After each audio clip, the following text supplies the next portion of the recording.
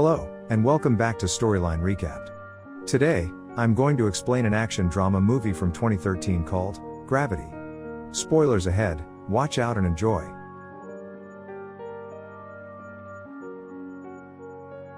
In 2014-2015, bioclinical specialist Dr. Ryan Stone is a mission specialist on her most memorable space transport mission, STS-157.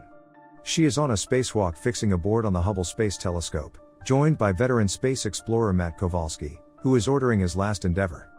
Mission Control abruptly trains them to cut short their spacewalk and get back to the STS. Houston lets them know that flotsam and jetsam from a Russian rocket strike on an outdated satellite have caused a chain response, annihilating different satellites, and a colossal trash field is going right at them. Within several minutes, they lose contact with Mission Control. However, Stone and Kowalski keep on communicating in the visually impaired, trusting that the ground group can hear them. High-velocity garbage strikes the STS, sending it turning fiercely, with Stone toward the finish of the blast arm. A piece of flotsam and jetsam severs the robot arm from the STS, and Stone is compelled to deliver the tie holding her to the robot arm. Once free, she is tossed a long way from the STS. Stone frenzies, attempting to contact Houston or Kowalski. Kowalski, who is wearing an engine pack, unexpectedly shows up and appends her tie to him. He flies them back to the STS, on how they track down the architect sheriff, his protective cap crushed and his skull generally open and void. They observe that the ST's explorer has been horrendously harmed.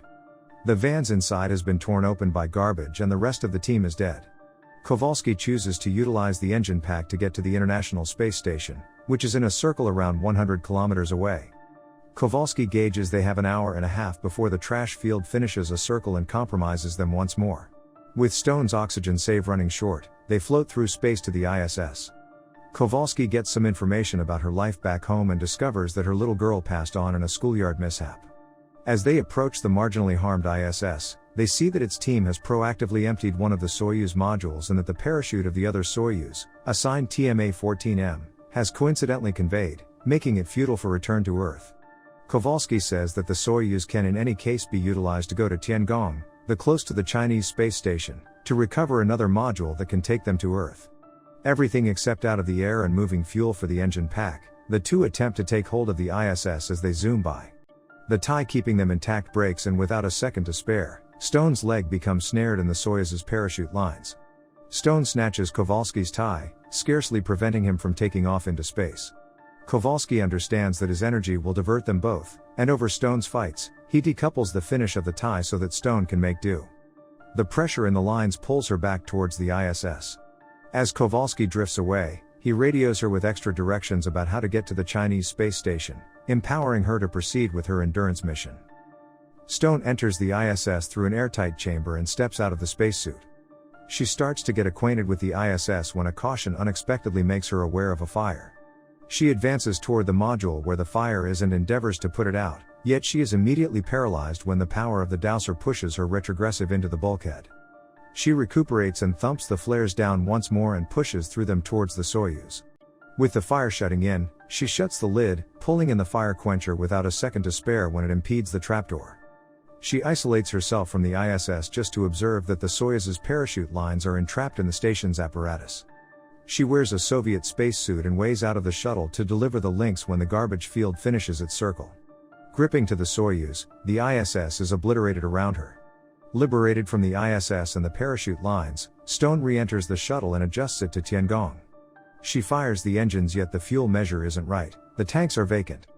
Stone acknowledges she is abandoned and accepts she'll pass on.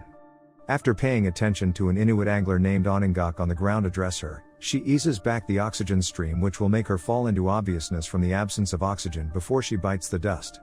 As she blacks out, Kowalski unexpectedly shows up outside, opens the shuttle lock, and enters the lodge. He merrily inquires as to whether she needs to live or kick the bucket. He advises her to utilize the Soyuz's arrival rockets to arrive at Tiangong. As she gets back to full cognizance, Kowalski is gone, part of a dreamlike. With no fuel to ease back or dock the Soyuz with the Chinese station, Stone launches herself from the Soyuz using dangerous decompression. She involves the excess tension in the fire dowser as an improvised engine to propel herself towards Tiangong, which has likewise been deserted. She enters the Tiangong space station and clears her path through its inside to the Shenzhou container. The Tiangong station's circle has weakened because of hits by the trash field and it starts to separate on the upper edge of the air. Stone can't separate the case from the space station, and she surrenders to her destiny, anything that it very well might be. As the space station separates, the Shenzhou container is severed from the station, and Stone flames the gadget that isolates the case from the remainder of the space apparatus. As the container falls towards the Earth, it freedoms itself and dives through the air. The radio pops with traffic from Mission Control, who are following the container, and tells her that salvage is coming.